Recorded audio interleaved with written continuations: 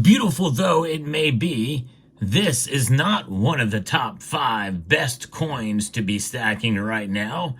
I'll explain why in this video and go through those 5 different types of coins. And number 5, you're going to want to really pay attention to. It's a little bit different, and it's not just one coin. Let's talk about it as we explore.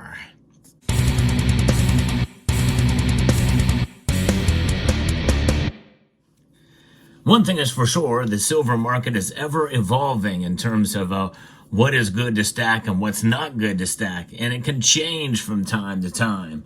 But notwithstanding, in this video, we're going to go through generally what's considered the best types of coins to stack. And one thing is for sure, this coin, the Libertad, is not the best type of coin to stack because it consistently has higher premiums and relatively low mintage, which in a sense makes it better bullion. Now, that does vary from time to time. It is a beautiful coin, and indeed it is a coin because I believe the Mexican legislature designated it as such, even though it has no denomination on it. Essentially, it's money because it's silver, and the denomination is in the weight. 1 onza, plata pura. Yes, indeed, that's 1 ounce fine silver, and it is 3/9 fine silver. Most silver coins are 3/9 fine or more. In fact, some of the other pieces we're going to talk about here have, the rest of them do have 4/9 designation except for one. So let's get into what these are. Now, when you think about shopping for silver, you want to try to find the best deal you can, no matter what kind of silver it is, for stacking. My friends at Summit Metals have very competitive prices on silver coins, so I hope you will check them out.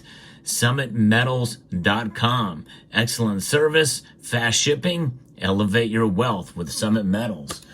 So the first coin we're going to look at here is, you guessed it, the American Silver Eagle. And it is the most widely recognized silver bullion coin in the entire planet. There's no other coin in silver or gold that is widely minted as the American Silver Eagle. Now, it is the best choice because it's the most recognizable. Even in other countries, however, notwithstanding, if you live in Australia, it may not be as popular as the bullion coin offered there, or the United Kingdom, what have you, but it is still widely recognized. But they do tend to carry premiums that fluctuate from time to time. But if you can get these at a good deal, they're highly recommended for stacking. And they also are eligible with the IRA. Now, of course, if you do have those as part of an IRA, you do definitely want to have something that's liquid and potentially may have lesser tax ramifications as well too. The program began in 1986 for the American Silver Eagle, in part to help deplete the U.S. Defense National Stockpile. And so then they had all the surplus silver, so they needed to find a way to get rid of it, and that's what came through the American Bullion Act, the American Eagle Bullion Act of 1985. And they started being issued in 1986. And so that is one way to do it. In fact, the premiums of these have fluctuated greatly, and they have come down in recent years, but they're still fairly high, depending on where you buy them from. I actually got 2 Silver Eagles recently in very, very good condition for $34 each. And at today's spot price, that's not a bad deal at all. And so I was very pleased to be able to add these to the stack. So I encourage you, if you are looking for Eagles, if you can find them at a good deal, snag them up if you can, just because of their recognizability. My Eagle stack is much less than others are because I like a lot of variety, but nonetheless, it is one way to be able to accumulate silver and recognizable silver, and if you can get it at a reasonable price, go for it.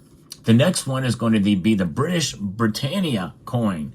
That's right, the British Britannia is a widely recognized bullion coin as well, and these are great. And they have great security features, much better security features than the American Eagle, which simply has a missing reed right now on it. It's not much of a security feature, if at all. Counterfeiters will just completely ignore it or copy it. I've never seen a counterfeit copy with a missing reed, but nonetheless, it's not readily seen or available to be able to really tell. Whereas the Britannia, you can see here that it is readily apparent of the security features. Even the older ones in 2017 through 2020 had radial lines, which were a security feature of itself. This here has a sort of a lenticular device here with the waves in the background. Britannia rules the waves there.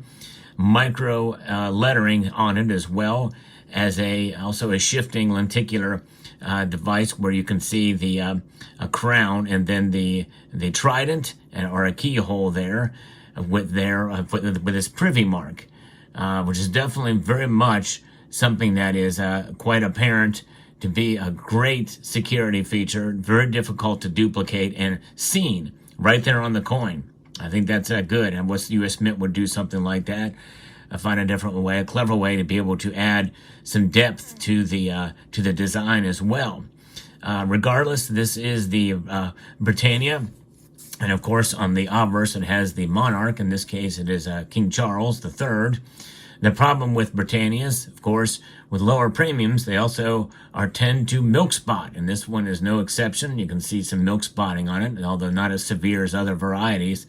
The Royal Mint has not been able to solve that issue, and by the way, the United States Mint also has milk spotting that has been showing up more frequently since about 2021.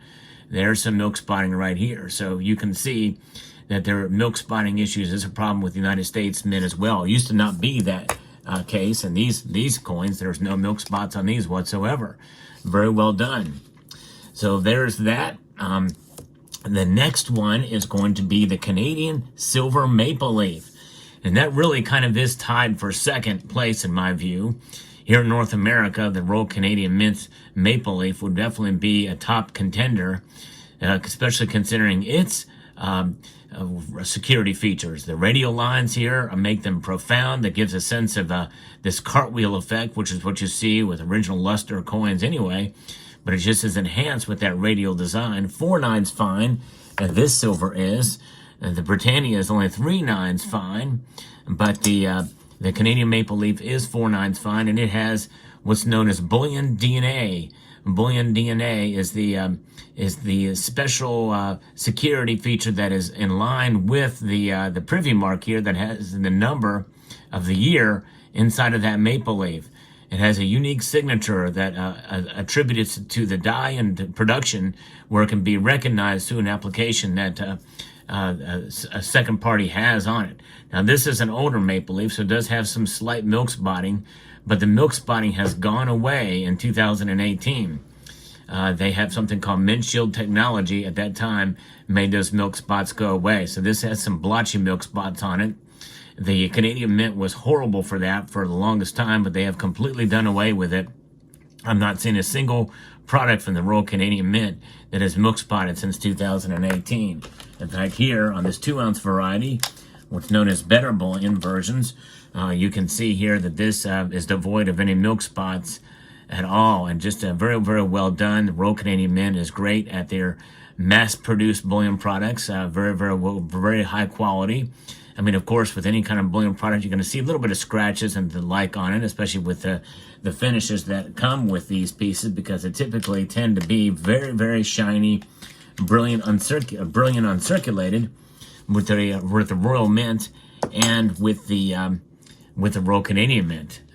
They don't really matte their coins. I've never seen a Canadian maple leaf with a matte finish on it. And although I have seen it with the Britannia, but not for the Royal Canadian Mint. The other thing I like about the Royal Canadian Mint is they tend to have a smaller diameter. These are 38 millimeter as opposed to the Silver Eagle, which is a 40.6 millimeter. And these are indeed a little bit thicker as well, too. I kind of like that. They've kind of bucked the trend there with that. So that's the third type. The fourth type is probably the least expensive type, and also prone to milk spotting. It's the 4 nines fine Australian Kangaroo silver bullion coin with its own set of security features as well, although not as pronounced, but you can see there's the P Mint mark, which is for Perth Mint. There's also a security feature where you can see, it's very difficult to see here, but in the A, I believe there's another letter there, micro lettering inside of that. And so you will see, and sometimes it moves around. There it is. It's in the K in this case. There's another K within the K there, which makes it really cool. And they kind of move that around. That is definitely a good way to do it. You can see it right on the surface there. And that is a nice security feature indeed. In 2022, 1 ounce 4/9 fine silver coin. These are very cheap, but they're recognized bullion, Australian bullion. But as you can see here, milk spots rule the day in terms of these mass-produced coins. And what causes milk spots is the detergent that is left on the planchet in the annealing process, which involves heating, baking in the detergent into the coin, and therefore down the road it does show itself. It's very ugly, but you could also consider it a security feature. So those are your top 4 bullion coins. But the 5th one, I think, is the best one. And these have lesser premiums as you go out, typically. Silver Eagles have the higher premiums, and the Maple Leafs and the Britannias tend to have a little bit less premiums, but still higher than the Kangaroo. This 4th option does fluctuate, but lately, for the past year, even longer, the premiums have gone down, and that is constitutional silver. That's right. Some people call it junk silver. Some people call it constitutional. Some people call it 90%. And it's also one way to be able to stack the U.S. constitutional. You know what the purity is, but it can also be relegated to your country, or delegated to your country as well too. And that would be called spending silver, silver that's actually used and spent as money. And this is a bag of it here, and I'm going to actually pour it out here for you all to see. We're going to have a little bit of fun here while we're here. And let's see, we're going to pour this constitutional silver out for you. And we're going to add a little bit too, because I got some recently at my local coin shop. It was also very kind. I tend to buy it from a local coin shop, but you can get it from online dealers as well too. And most of them are very fair and giving you nice, quality pieces, not slicks. But this is definitely a way to be able to stack at very, very low premiums. Very close to spot, it seems, these days. And that's what I like about constitutional silver. Plus, it's history in your hands of all different varieties and styles and types there. From the modern Washington quarters to the Flying Eagle cent, or the Standing Liberty quarter. I mean, Flying Eagle quarter, I guess you could call that. But really, it's known as the Standing Liberty. Roosevelt dimes to Mercury dimes to Barber. And, of course, all of these, both the quarter, half dollar, and dime, have this design. I would not recommend these. These tend to be more worn out. These these are tougher to find in decent shape at a low price. And of course, the Kennedy half dollar, by the way, is sort of almost in a way stands on its own, because these typically a lot of these were produced, so they're uncirculated, very, very nice. But I also consider those as a good way to stack, because you can get them very, very cheap, and they're very well recognized here in the United States. So highly recommended. I think this is actually the best choice for stacking. Now, I've been accumulating little bits at a time, and I got $1 worth. I got a quarter bag here. We're going to add to this stack here a quarter bag of 4 more Standing Liberty quarters here. All right, we're going to add them right here. There we go. A good way to stack your silver.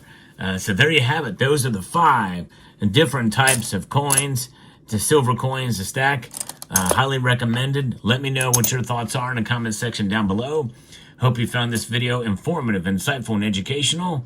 I would like to extend a multitude of gratitude to each and every one of you for taking the time to watch this video, and to encourage you to please rate, share, comment, and subscribe.